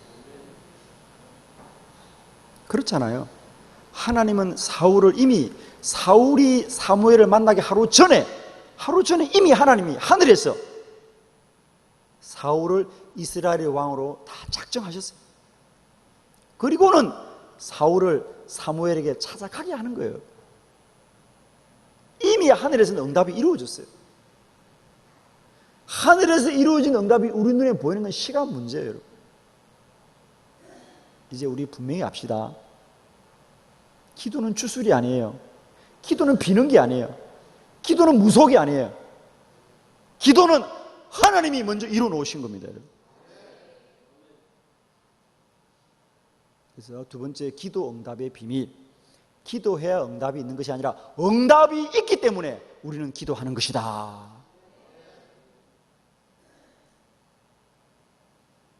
자, 어떤 사람이 기도하는 것이 빌고 주술이 아니라 정말 기도라고 주님의 영이 임하셔서 주님의 영이 그를 감동해서 기도하는 것이라면, 그 사람은 기도만 하는 것이 아니라 그 사람 위에는 이미 응답도 이루어졌는 거죠. 그 응답이 눈에 보이는 건 시간 문제라는 거예요. 여러분, 사울이 사무엘을 만나러 가지만 사울이 사무엘을 만나기 전에도 이미 하늘에서는 사울은 목동입니까? 왕입니까? 이미 왕입니다. 그 순간 왕이기 때문에 사울을 만나러 가는 거예요. 사무엘을 만나러 가는 거예요. 왕이기 때문에.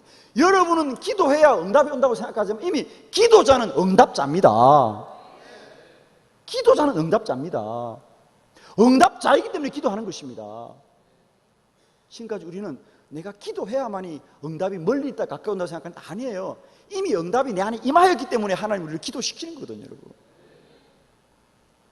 마태복음 7장 7절에 구하라 그리하면 주실 것이요, 찾으라 그러면 찾을 것이요, 문을 두드리라 그러면 열릴 것이니. 할렐루야. 그 말씀을 가만히 조금만 묵상해 보세요. 여러분, 우리가 구하라 그리하면 주실 것이요, 어떻게 보면 그래 구하라 그러면 주겠다라고 말 같지만 조금만 말씀을 씹어보세요. 구하라 그래야면 주실 것이다. 구하라 그래야면 주실 것이다.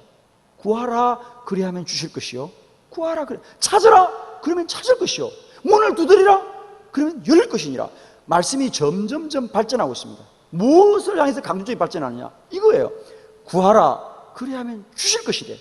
그럼 물어봅시다. 구하는 자가 먼저 있습니까? 주신 사람이 먼저 있습니까? 자, 구하라 그래야면 주실 것이라. 그러면 구하는 자가 먼저 있습니까? 줄 사람이 먼저 있습니까? 그렇습니다. 우리가 명절날 어른들이 아이들이 오면 얘들아 세배해라 할아버지가 세뱃돈 줄게. 세배해라 할아버지가 세뱃돈 줄게. 그러면 아이들이 세배하는 거 보고 세배를 정말 하면 그때서 할아버지가 은행 가서 새 돈을 찾아옵니까? 아니죠. 아이들이 오기 전에 먼저 새 돈을 준비해 놓고 세배해라 세배하면 세뱃돈 줄게. 그 얘기는 뭡니까? 세뱃돈 있다는 얘기 아니겠습니까? 구하라 그리하면 주실 것이요. 주실 것이 먼저 있기 때문에 구하라 그런 거예요. 조금 더 말씀을 발전시키는 거예요. 찾아라 그러면 찾는다는 거예요. 그러면 찾는 사람이 먼저 있습니까? 숨겨둔 사람이 먼저 있습니까? 그렇습니다. 찾아라 그러면 찾는다는 거예요. 그 일은 뭡니까? 숨겨두었다는 얘기거든. 내가 찾기 전에 먼저 숨겨둔 게 먼저 있는 거예요. 여러분 우리가 학생들한테 보물찾기를 할 때 애들아 보물 찾아라 그럴 때 학생들이 보물 찾으면 선생님이 숨깁니까? 숨겨놓고 보물 찾아라 그럽니까? 숨겨놓고 보물 찾아라 그럽니다. 찾아라 그러면 찾을 것이요라는 얘기는 이미 숨겨져 있다는 얘기 아니겠습니까? 여러분 응답은 기도해야 있는 것이 아니라 응답이 먼저 있기 때문에 기도하고 싶은 열망을 주는 것이라는 거예요. 우리에게 찾아라 찾는다는 거야. 그게 있다는 거예요. 여러분 그게 중요한 거예요. 문을 두드려라 그리하면 열릴 것이니라. 점점 발전하잖아요. 문을 두드려 그러면 열릴 것이니라. 그게 뭡니까? 문을 여는 사람이 먼저 있습니까? 집안에 문을 잠근 사람이 먼저 있습니까? 집안에 잠근 사람이 먼저 있는 거예요. 여러분 집안에 잠근 사람이 있기 때문에 열어주기 있는 것이. 말씀이 구하라 그러면 주실 것이 찾으면 찾을 것이 문을 두드려 그러면 열릴 것이냐. 점점 발전하는 거예요. 그래서 우리가 기도한다는 것은 여러분 하나님은 아무 관심이 없는데 우리가 하나님께 살려달라고 하는 게 아니라는 거예요. 너는 불쌍히 여겨달라고 말하지 말고 내가 이 일을 할 줄 믿느냐 그런 거예요. 여러분의 기도가 하나님이 이미 다 응답을 예비한 줄 믿으시길 축원합니다. 그렇습니다. 여러분 기도는 비는 게 아니에요. 여러분 무턱대고 비는 게 아니에요. 하나님이 우리에게 영감을 주셨기 때문에 그 영감을 따라 기도하는 거예요. 영으로 기도하는 거예요. 여러분 그래서 우리는 예수님의 영으로 기도하는 거예요. 기도를 아무나 기도하는 거 아니에요. 기도자가 가진 생각은 생각이 아닙니다. 그건 직감과 예감이 아닙니다. 자, 우리가 조금 구별해야 되는데요. 우리가 인생을 살다 보면 사람들은 누구나 예감을 합니다. 불안한 것 같다. 불안한 것 같다. 예감이 있죠. 정말 예감이 맞습니다.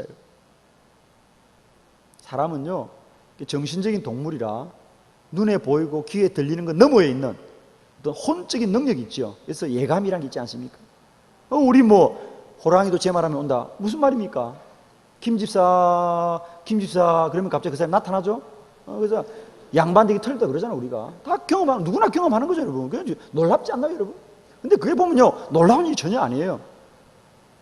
사람은요 누구나 태생적으로 이런 혼적인 동물이라 직감이나 예감이 있는 거예요. 그렇기 때문에 우리 중에 누군가가 대화를 하다가 갑자기 그런 예감이나 직감이 또 좀 발달한 사람들이 있습니다. 그런 사람들이 자기도 모르게 그냥 요즘 김 씨 잘 지내시나? 아이고 요즘 잘 안 보이시네. 그러고 그냥 툭 뱉는 거예요. 근데 그 사람이 왜 그런 말을 하냐면 자기도 모르게 자기의 혼이 그런 김집사를 느끼게 하는, 그러니까 이미 김집사가 어딘가에서 온다는 것을 자기는 모르지만 느낌으로 아는 거죠. 이런 거 아니에요, 여러분. 우리가 어른들이 아이고야 허리가 아프고 무릎이 아픈 건 비가 올라나 보다 그래요. 비가 오잖아, 그죠? 왜 그랬어요? 그렇습니다. 비가 오기 전에 습한 기운이 먼저 오는 거예요. 비가 오기 전에 그 비를 통과한 습한 기운이 먼저 오면 루마티스나 이런 관절염 앓는 사람들은 그런 습한 기운이 약하거든요. 그러니까 그 습한 기운이 오니까. 근데 어른들은 그 원리는 모르지 뭐. 그런 원리는 모르고 그냥 허리가 아프고 다리가 아프면 야, 비 온다 그래. 모르지만 느끼는 거, 몸이 느끼는 거. 그건 지식과 상관없어요. 그냥 몸이 느끼는 거, 몸이 느끼는 거. 아마 여기 우리 목사님들 중에 그런 차가 있을 것 같아요, 다들. 여러분, 자동차 중에서 혹시 비 오기 전에 소리 나는 차 없습니까? 있는데 분명히. 평소는 괜찮아, 차가. 그런데 이상하게 비 오기 전에 차가 끼 마찰력이 높죠? 이유가 있습니다. 다 좋은 차 타시나 보네. 우리 교회 집사 그래요. 목사님, 우리 교회 내 차도 루마티스 걸렸대. 관절염이래. 이상하게 차가 소리가 나면 비가 온대. 이유가 있죠. 왜? 역시 마찬가지. 습한 기운이 오면 마찰력이 커지죠. 평소에 브레이크 같은 게 잘 듣다가도 마찰력이 떨어졌다도 습한 기운이 오니까 마찰력이 커지니까 끼 하는 거야. 그럼 반드시 비가 옵니다. 자기는 차 소리 없는 비 온 줄 안 돼, 자기 집에는. 그게 맞습니다. 사실이 오기 전에 정상이 먼저 오는 거거든요. 그런 것처럼 우리가 김집사 그러면 김집사 오는 것은 내가 김집사 해서 오는 것이 아니라 김집사 오기 때문에 내가 느끼는 거거든. 그걸 우리가 직감이나 예감이라 그래요. 그러나 여러분, 우리 교인들은, 우리 그리스도인들은 이런 직감이나 예감을 넘어서서 영감이 있는 자들이야. 사도행전 1장 8절 너에게 성령이 임하며 너희가 권능을 받고 너희가 권능을 받으면 예루살렘과 유대와 사마리아 땅끝에 내 증인이 되리라. 할렐루야. 성령을 약속하셨습니다. 마지막 날에 내가 내 영을 모든 육체에 부어주리니 너희 자녀들이 예언할 것이고 너희 젊은이가 환상을 볼 것이고 너희 늙은이가 꿈을 꾸리라. 할렐루야.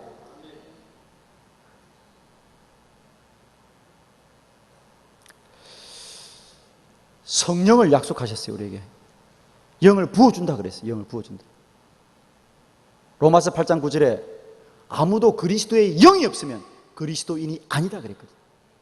그러니까 우리가 그리스도인이라는 것은 뭡니까? 우리의 그리스도의 영이 있다는 거예요. 그래서 우리가 기도한다는 것은, 내가 하나님께 기도해야 되겠다고 느끼고 마음을 먹는 것은 마치 김집사를 느끼는 그런 직관이나 분별을 넘어서서 하나님이 우리 가운데 다가오는 소리를 느끼는 것이다. 할렐루야. 이게 영감입니다, 여러분. 이게 영감이에요. 그래서 우리 성도들이 기도한다는 사실은 말입니다. 내가 예수님의 이름으로 기도한다는 것은 그냥 내가 살다가 힘이 들고 어려우니까 비나이다 비는 것이 아니라 내 안에 그런 영이 내 마음속에 감동을 일으키시는 거예요. 아, 내가 아버지 앞에 나아가야 되겠다. 내가 주님 앞에 나아가야 되겠다. 라는 영감이 내 안에 역사하기 때문에 우리가 기도의 자리에 나아가는 것이에요, 여러분. 이게 기도자입니다. 이게 기도자. 이게 예수님의 영으로 기도하는 거예요. 예수님의 이름으로 기도하는 거예요, 여러분. 제발 중얼 비는 것으로 기도하지 마시고요. 날마다 때마다 나는 사울은 나귀를 잃어버려서 죽겠다 그러고 찾아가지만 이미 하늘에서 너는 왕이다. 기도자는 통곡하고 울어도 하늘에서는 하나님이 기뻐하고 춤을 추는 것이 기도자입니다, 여러분. 이게 기도의 비밀. 두 번째, 응답이 있기 때문에 기도하는 것이다. 그 응답을 우리 영으로 아는 것이다. 할렐루야. 영으로 아는 것이다. 할렐루야. 세 번째, 기도 필요성의 비밀이다. 기도의 필요성의 비밀.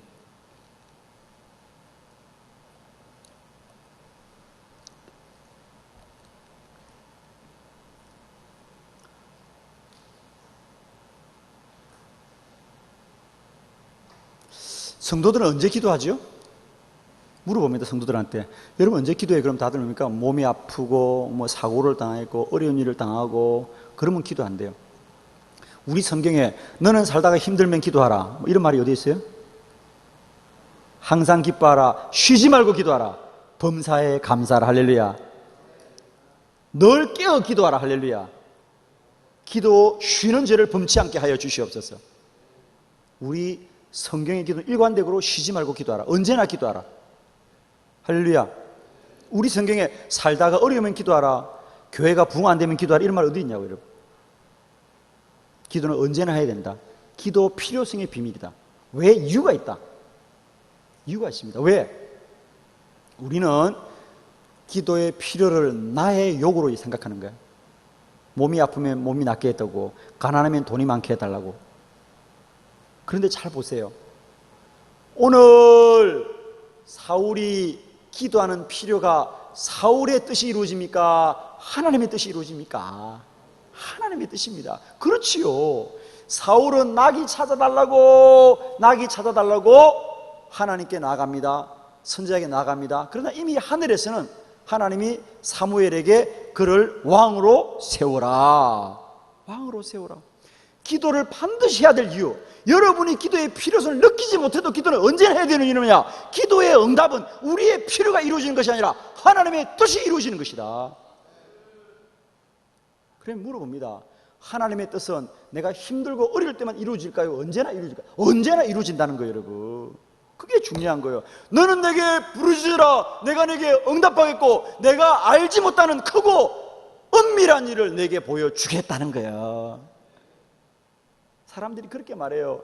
아이고 이제 저는 뭐 애도 대학 다 갔고요, 우리 남편도 승진 다 했고 아파트도 샀고 별 기도할 일이 없대. 그래서 늘 잔대. 아이고야, 그럼 인생의 꿈이 그밖에 없는가? 기도하면 더 잘 될 텐데. 할렐루야. 사람들이 늘 그렇게 말해요. 아이고 기도는 맨날 사고치는 아들이 있는지 김치잔을 하고 나는 별로 애들 문제가 없으니까 기도 안 해도 된다 생각하는데 아니에요, 여러분. 기도 필요성은 말입니다, 우리가 뜻하는 것이 이루어지는 것이 아니라 하나님의 뜻이 이루어지는 것인데 어떻게 기도를 내가 하고 말고 선택할 수 있냐고.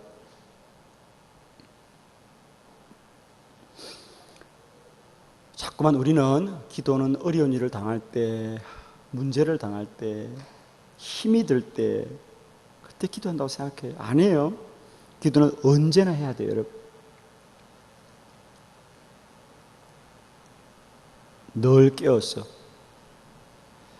만물의 마지막에 가까웠으니 그러므로 너희는 이제 정신을 차리고 근신하여 기도하라.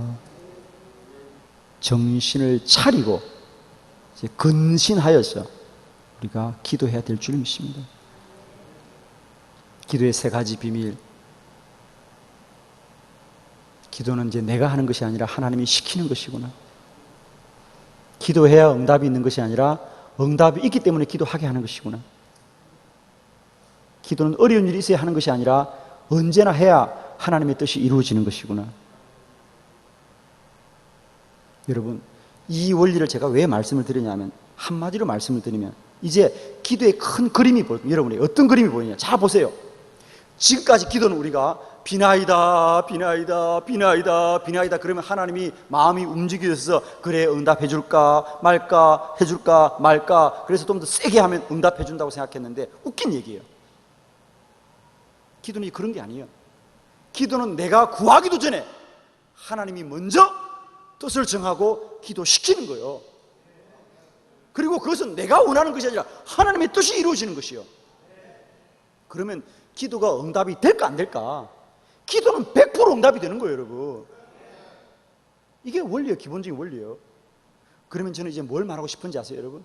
그럼에도 불구하고 왜 기도가 응답이 안 되느냐 그러면 이제 말씀드리고 싶은 거예요. 제발 부탁합니다. 이제 더 이상 집더미를 뒤지 말고 마차를 보는 눈이 있어야 된단 말이에요. 마차를 보는 눈. 요한 웨슬레의 말입니다. 이제 우리는 하나님께 구하기보다는 하나님의 음성을 들어야 된다. 할렐루야. 저는 정말 제가 어느 날 이 요한에서의 글을 보고 깜짝 놀랐어요. 저는 사실 제 혼자 이 기도론을 연구하면서 조마조마했어요. 야, 혹시라도 내가 이거 신학적으로 미흡할까 안 될까 싶은데 어느 날 요한에서의 글을 보니까 요한에서의 그랬더라고요. 우리는 자꾸만 하나님 걸 설득시키고 하나님을 이해시키고 하나님께 말을 많이 하는 걸 기도라고 생각했는데 하나님께 말을 많이 해야 되는 것이 아니라 이제는 우리가 하나님의 음성을 들어야 된다는 거예요. 난 정말 우리 감리교가 얼마나 자랑스러운지. 제가 이 기도론을 가지고 한국의 모든 교파를 다 갑니다, 여러분. 이 기도론을 갖고, 이 웨슬레이 기도론 갖고 제가 한국 교회거든 사실은 기도한다고 하지만 솔직히 말하면 반 이상은 다 무속이야. 솔직히 말하면 다 비는 거고요. 이런 약속에 대해서 비밀이 없어. 말씀에 대해서 확신이 없고 다 그냥 비는 거야. 비나이다. 그러니까 한국 교회가 기도에 대해서 사실은 많이 경계한 것도 사실입니다. 특히 우리 감리교회가 기도를 불신한 것도 사실이에요. 이제 우리는 분명히 말해야 됩니다. 기도는 우리가 비는 것이 아니라 하나님이 먼저 모든 응답을 준비하고 기도시키는 것입니다. 그런 기도는 100% 응답됩니다. 그런데 왜 응답이 안 되느냐? 하나님이 역사하는 것이 아니라 우리가 그 역사를 아는 믿음의 눈이 없고 안목이 없고 분별력이 없는 것이에요. 로마서 12장 2절. 그러므로 너희는 이제 이 세대를 본받지 말고 날마다 마음을 새롭게 함으로 변화를 받아서 하나님의 선하시고 기뻐하시고 온전하신 뜻을 분별하라. 이제 저는 말합니다. 40일 기도학교의 모든 기도는 여기서 기초하고 있습니다. 응답은 100% 되는 것이다. 왜 응답을 모르느냐? 이제 우리가 영을 깨워야 된다.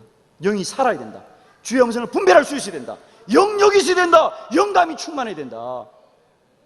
그래서 예를 들면 제가 부르짖는 기도, 왜 소리 내어야 되느냐? 많은 목사님들이 이런 오해를 하고 있습니다. 아니, 하나님은 부르짖는 기도도 듣고 마음속으로 하는 기도도 듣지 그러는데 아직도 초등학생 얘기를 하는 거예요.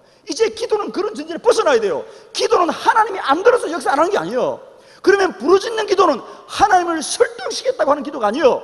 부르짖는 기도의 가장 중요한 원리는 뭐냐? 우리가 부르짖어 기도하게 될 때에 우리 안에 잡념과 망상과 인간의 지식이 다 물러가고 하나님의 영감이 충만해지는 기도가 부르짖는 기도예요, 여러분. 이제 그런 얘기 하면 안 돼요, 여러분. 금식 기도 하나님께 데모하는 겁니까? 농성하는 겁니까? 나 굶었어, 나 죽여. 웃기지 마요. 금식 기도는 하나님 앞에 불쌍히 보여달라고 하는 거 아니에요. 우리가 불쌍하나 불쌍을 하지 않아 하나님 응답하시는 분이요. 왜 금식해야 되냐? 금식하게 될 때 우리의 육신이 죽고 영이 살아나는 게 금식 기도입니다, 여러분. 내 영을 정결하게 하고 내 영을 깨끗하게 하고 내 영을 온전케 하는 기도가 금식 기도예요, 여러분. 저는 특히 금식 기도 능력이 있다고 믿습니다. 제가 한국교회 전무후무한 이 40일 기도학교를 쓸 수 있었던 것도 제가 40일 금식하면서 매일매일 받아 쓴 책이에요. 저는 말할 수 있습니다. 한국교회 기도에 관하여 쓴 책은 많지만 기도로 쓴 책은 흔치 않다는 거예요. 이 책은 한국교회 전무후무한 이유가 바로 하나님이 40일을 금식시키면서 아무것도 못하게 하고 오직 이 책만 쓰게 하셨어요. 저는 이것을 100% 하나님 영감으로 주신 책이라 믿습니다. 그래서 이제 저는 모든 방언 기도, 통성 기도, 철야 기도, 새벽 기도, 부르짖는 기도, 이 모든 기도의 원리는 하나입니다. 하나님을 설득시키는 게 아니다. 기도는 우리의 잠든 영을 깨우라. 우리의 무지한 영을 깨우라. 이제 육에 사로잡혀 있는 한국교회 영의 교회로 바꾸어야 되고 영의 성도로 바꾸는 것이 목회입니다. 다른 거 없습니다. 교인을 더 불리는 게 목회가 아니라 지금 있는 교인들을 영의 사람을 바꾸어서 영이 살면 성도들이 오지 말라 그래도 옵니다. 교회에. 왜 교회가 난장판이 됐느냐? 다 육으로 살기 때문이에요. 다 육으로 살기 때문에. 목회자도 말할 것 없고 장로도 말할 것 없고 다. 연수가로 된 믿음 좋습니까? 아니에요. 영이 살아야 됩니다. 하나님을 두려워하고 주의 음성을 듣고 순종할 수 있는 종들이 생길 때 교회가 살아나는 거예요. 저는 감히 이 40일 기도학교는 단순히 기도만 하자는 운동이 아니라 한국교회 영의 운동이다. 영을 살리는 운동이다. 영을 살리는 운동이다. 영이 살아야 교회가 사는 겁니다. 교회가 무리가 많아진다고 교회가 된 거 아니잖아요. 무리가 많기 때문에 문제가 된 거 아닙니까? 지금 솔직히 말하면 무리가 많아졌기 때문에. 그리스도인이 많아진 것이 아니라 무리가 많아졌기 때문에 교회가 무리보다 더 못한 것 되지 않았습니까? 지금 교인 되지 말아야 될 사람이 교인 되었고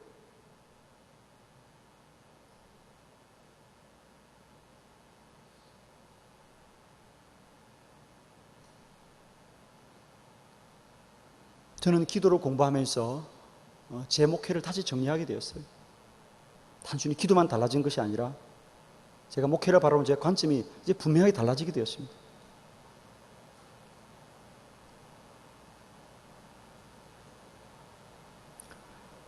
저는 그동안 사실 25년을 개척교회 하면서 참 한 20년은 허망하게 보냈던 것 같아요. 물론 그런 실수와 실패가 있었기 때문에 나에게 은총이 왔는데요.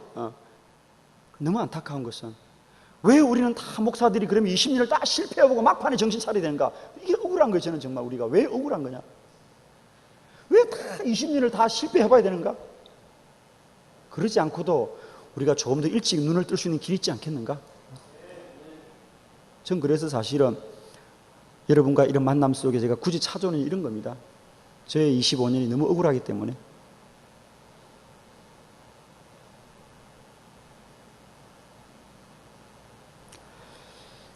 교회를 붙들고 목회를 했지만은 참 너무 안타까운 것은 그래서 사람이 모이는 것에 안주해서 정녕 중요한 것들을 잊고 살아가는 우리의 허망을 몰랐던 거죠. 제가 제 스스로도 마찬가지예요. 사실 제 스스로도 그랬어요. 저도 사실 저희 목회는 사실 순탄해서 어떻게 보면 저는 순탄한 목회를 했어요. 사실은 제가 하나님 은총을 많이 받았죠.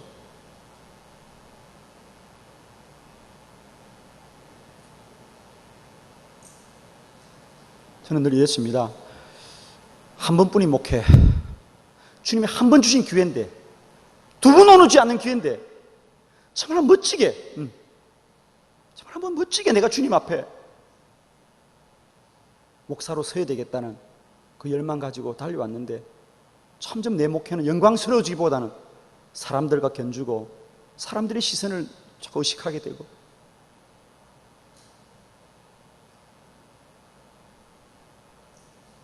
왠지 모르게 뭔가 내가 더 영광스러워진다는 생각보다는, 내가 영적으로 좀 더 뭔가 익어간다는 생각보다는 자꾸만 이상해진다는 생각이 드는 것이 너무너무 힘들었어요.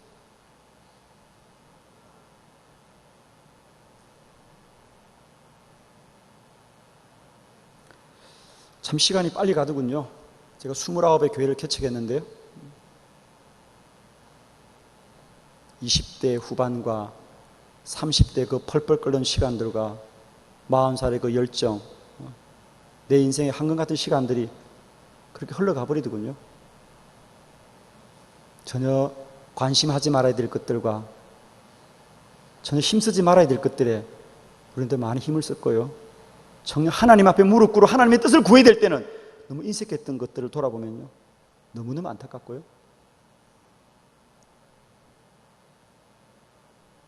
저는 우리 감리교회, 우리가 누가 뭐라 그래도 여러분, 우리가 뭐 누가 감독회장이 후킨 얘기 하지 마십시다. 여러분, 누구 잘못이 아니에요.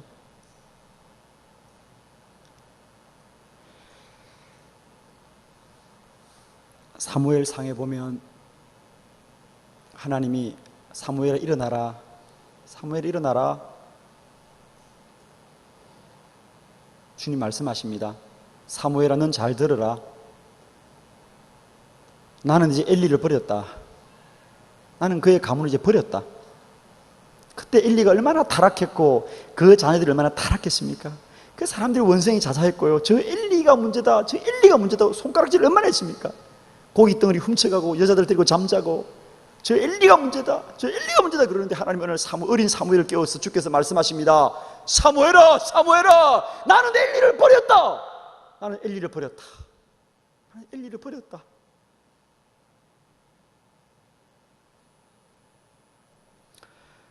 여러분,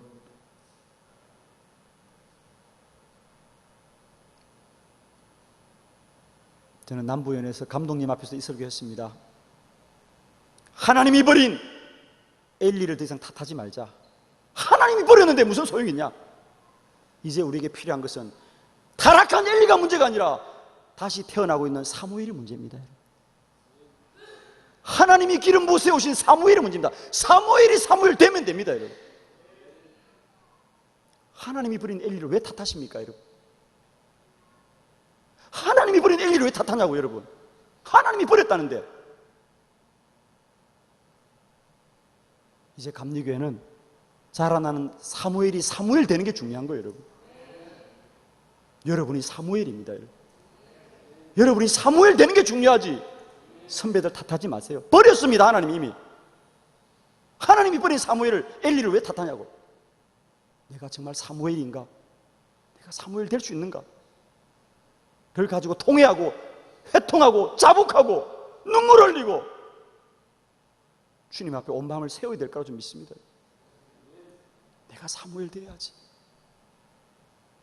버린 엘리를 맨날 붙들고 손가락질하고 누구 잘못이라고 하나님이 버렸다 그러잖아요. 하나님이 쓰겠다는 여러분이 하나님의 사람 되고 쓰임 받는 게 앞으로 우리 감리교의 희망이라고 좀 믿습니다. 마이너리티 여러분입니다. 멋진 마이너리티 되십시오. 어설픈 메이저 되지 말고 썩어도 제대로 썩고 죽어도 제대로 죽을 때 여러분의 기름 부음은 주님 앞에 영광된 면류관이 되리라고 믿습니다. 기도하겠습니다.